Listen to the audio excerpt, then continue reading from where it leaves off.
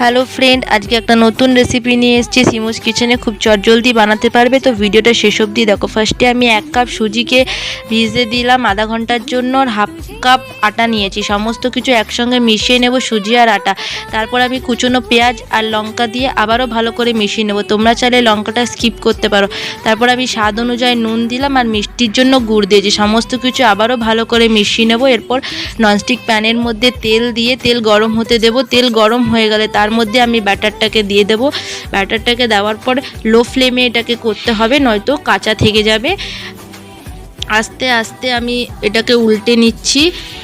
এরপর এপিট ওপিট করে ভালো করে ভেজে নেব আমি। এটা ভাজা হয়ে গেলেই তৈরি সুজির চিলা। তোমরা এইভাবে বানিয়ে দেখো, খুব চটজলদি হবে আর খুব টেস্টিও হয় খেতে। তো আমার এরকম ভিডিও ভালো লাগলে অবশ্যই কমেন্ট করে জানিও। আর এটাও তোমরা অবশ্যই বাড়িতে বানিয়ে দেখো, কেমন হয়েছে আমাকে অবশ্যই কমেন্টে জানিও। Thanks for watching.